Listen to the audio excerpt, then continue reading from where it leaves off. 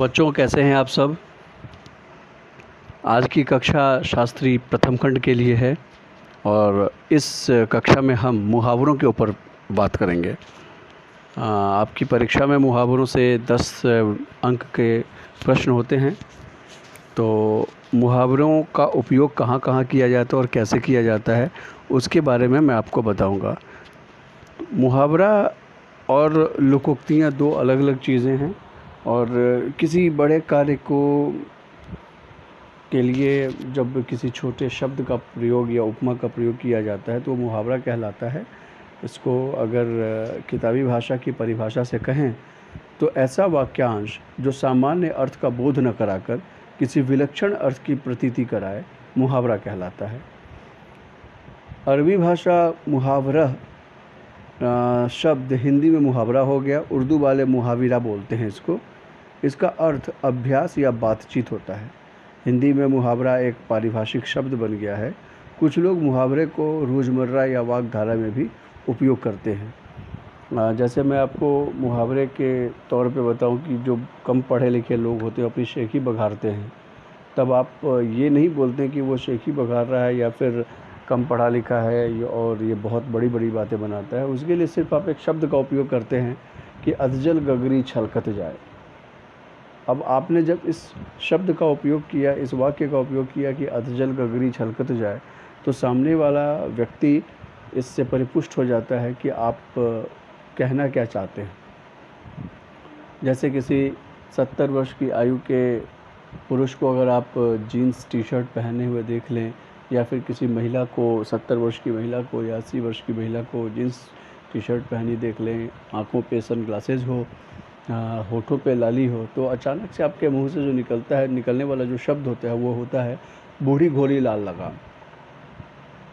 अब इसके पर्याय में जाएंगे तो ये बातें हो जाएंगी कि जिस पहनावे ओढ़ावे का उम्र ढल गया उसके बाद आप वो साजो श्रृंगार कर रहे हैं माफ़ कीजिए। तो ऐसे ऐसे शब्दों के लिए हम मुहावरों का उपयोग करते हैं। मुहावरे के प्रयोग से भाषा में सरसता, चमत्कार और प्रवाह उत्पन्न होता है। इसका काम है बहुत खूबसूरती से कहना कि सुनने वाले उसे समझ भी जाए और उससे प्रभावित भी हो जाए। इसकी कुछ विशेषताएं भी हैं। पहली विशेषता है, मुहावरे का प्रयोग वाक्य के प्रसंग में होता है, ये अलग से नहीं कहे जाते। जैसे कोई कहे कि पेट काटना, तो इससे विलक्षण अर्थ प्रकट नहीं होता। इसके विपरीत कोई ये कहे कि मैंने पेट काटकर अपने लड़के को पढ़ाया है, तो उस वाक्य की लाक्षणिकता या लालित्य उस तरीके से उसका प्रवाह उत्पन्न होगा।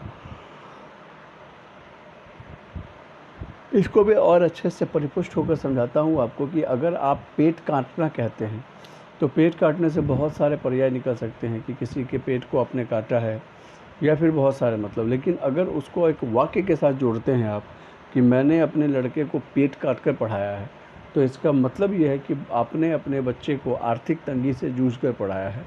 घर के पास आपके पास उतने पैसे नहीं थे, फिर भी आपने पूरी कोशिश की है अपनी तरफ से द बेस्ट देने की।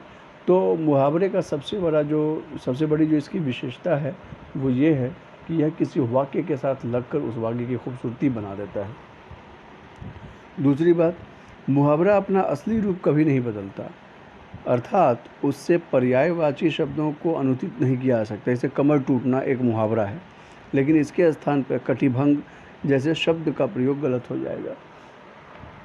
इसमें कहा यह गया है कि मुहावरे को जिस अर्थ में लिया जाता है वो उसी अर्थ में उसका अस्तित्व रहता है, उसके अस्तित्व को हम बदल नहीं सकते।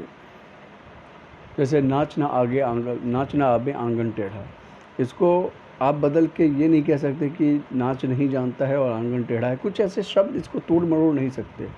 वो जिस स्थिति में है उसी स्थिति में रहेगा, इसमें कोई परिवर्तन होने की उम्मीद नहीं है। मुहावरे का शब्दार्थ नहीं होता, उसका अवबोधक अर्थ ही ग्रहण किया जाता है। जैसे खिचड़ी पकाना, ये दोनों शब्द जब मुहावरे में संयुक्त रूप से प्रयुक्त होते हैं तब इनका शब्दार्थ कोई काम न देगा, लेकिन यह वाक्य के साथ जब उपयोग होगा तब इसका अर्थ होगा गुप्त रूप से सलाह करना। मुहावरे का जो अर्थ प्रसंग के अनुसार होता है, लड़ाई में खेत आना, इसका अर्थ है युद्ध में शहीद हो जाना, न कि लड़ाई के स्थान पर खेत के आ जाना। अब एक मुहावरा है, बड़ा प्रचलित मुहावरा है कि लड़ाई में खेत आना। अब आप किसी को ये बताएंगे कि वह जवान लड़ाई में, उसके साथ लड़ाई में खेत आना वाली बात हो गई। इसका मतलब यह होता है कि लड़ाई में शहीद हो जाना, जवान का शहीद होना, किसी युद्ध में शहीद हो जाना, इसका मतलब ये कहीं नहीं होता कि लड़ाई के बीच में आपका खेत आ गया। मुहावरे की भाषा समृद्धि और सभ्यता के विकास के मापक है। इसकी अधिकता अथवा न्यूनता भाषा के बोलने वालों के श्रम, सामाजिक संबंध, औद्योगिक स्थिति, भाषा निर्माण की शक्ति, सांस्कृतिक योग्यता, अध्ययन, मनन, आमोदक भाव, सबका एक साथ पता चलता है। जो समाज में जितना अधिक व्यावहारिक और कर्मठ होगा, उसकी भाषा इनका उपयोग उतना ही अधिक करेंगी। मुहावरे का प्रयोग आपको बताता है या आपके व्यक्तित्व को बताता है कि आप समाज से और अपने जगहों से कितना जुड़े हुए हैं और आपने व्यावहारिक ज्ञान को कितना प्राप्त किया है। क्योंकि जो लोकोक्तियाँ हैं या जो मुहावरे हैं, वो हमारे बीच से ही इसकी उत्पत्ति हुई है, कहीं अलग से इसके लिए कोई डिक्शनरी नहीं है। समाज और देश की तरह मुहावरे भी बनते बिगड़ते रहते हैं। नए समाज के साथ नए मुहावरे बनते हैं। प्रचलित मुहावरों का वैज्ञानिक अध्ययन करने पर यह स्पष्ट हो जाता है कि सामाजिक जीवन का कितना विकास हुआ है। मशीन युग में मुहावरों और सामंतवादी युग के मुहावरों के प्रयोग में बड़ा अंतर है। यहाँ पर यह है कि मुहावरों का भी समय काल बदलता रहता है। पुराने समय में मुहावरों को जिस तरीके से उपयोग किया जाता था, आज मुहावरों का उपयोग थोड़ा बदल गया है और इसके नए नए पारिभाषिक शब्द गढ़ते चले गए हैं। तो कुल मिला के यही मुहावरे हैं और मैं कुछ मुहावरे आपको बताता हूँ, साथ साथ उसके अर्थ बताता जाऊँगा। अगर आपके पास अभी कॉपी और कलम हो तो आप इसे नोट भी कर सकते हैं, क्योंकि यह आपको आगे काम ही देगा। अंक भरना। अंक भरना एक मुहावरा है जिसका अर्थ है स्नेह से लिपटना। जैसे माँ ने देखते ही बेटी को अंक भर लिया। अंग टूटना, थकान का दर्द। अंगार बनना, लाल होना या क्रुद्ध होना।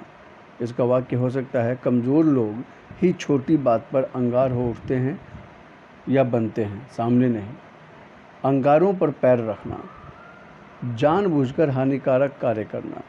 इसका एक उदाहरण यह है कि अपने बाप के अकेले बेटे हो, इस तरह अंगारों पर पैर न रखो। अंगारों पर लूटना, डाह होना या दुख सहना, ईर्ष्या होना जिसको आप कहते हैं। वह उसकी तरक्की को देखते ही अंगारों पर लौटने लगा। मैं जीवन भर अंगारे पर ही लौटता रहा हूँ। इसमें इसको दो तरीके से इसका उपयोग किया जा सकता है। पहला तो अंगारों पर लेटना का मतलब हो जाएगा डाह या ईर्ष्या होना। दूसरा, ये दुख के रूप में भी इसका उपयोग हो जाता है। ये दोनों वाक्य प्रयोग के हिसाब से आपको बताना चाहूँगा कि वह उसकी तरक्की को देखते ही अंगारों पर लौटने लगा। यह एक ईर्ष्या सूचक है वाक्य। और दूसरा वाक्य, मैं जीवन भर अंगारों पर लौटता रहा, यानी कि मैंने पूरे जीवन दुखी सहा है। अंड बंड कहना, भला बुरा कहना या अंटसट कहना। क्या अंडमंड कहे जा रहे हो? वह सुन लेगा तो कचूमर ही निकाल कर छोड़ेगा। अंधाधुन लुटाना, बिना विचारे व्यय करना। अपनी कमाई भी कोई अंधाधुन लुटाता है क्या? अंधा बनना, इसका अर्थ है आगे पीछे कुछ न देखना। धर्म से प्रेम करो, पर उसके पीछे अंधा बनने से दुनिया नहीं चलती। अंधा बनाना, धोखा देना।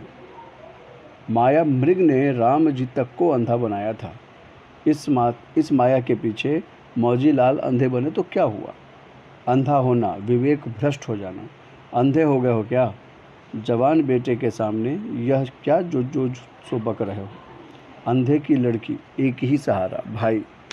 अब तो यही एक बेटा बचा है जो मुझ अंधे की लकड़ी है, इसे परदेश न जाने दूंगा। अंधेर खाता, अन्याय।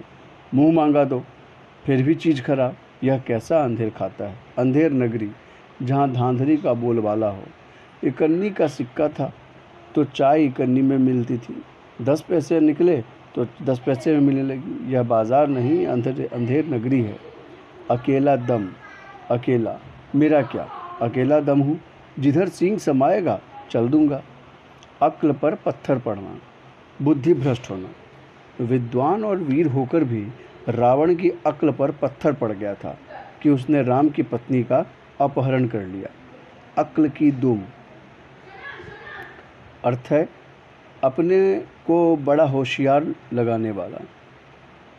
10 तक का पहाड़ा तो आता नहीं, मगर अक्ल की दुम साइंस का पंडित बनता है। अगले ज़माने का आदमी, सीधा साधा ईमानदार। आज की दुनिया ऐसी हो गई है कि अगले ज़माने का आदमी बुद्धू समझा जाता है। अड़ियल, अटक अटक कर या मुँह जोह कर काम करने वाला। ऐसा अड़ियल टट्टू है वह मुनीम कि कहो तभी कुछ करेगा, नहीं तो सारा काम ठप। 2.5 दिन की हुकूमत, कुछ दिनों की शान शौकत। जनाब ज़रा होशियारी से काम लें, यह 2.5 दिन की हुकूमत जाती रहेगी। अन्न जल उठना, रहने का संयोग न होना यानी कि मरना। मालूम होता है कि तुम्हारा यहाँ से अन्न जल उठ गया है, जो सबसे बिगाड़ किए रहते हो।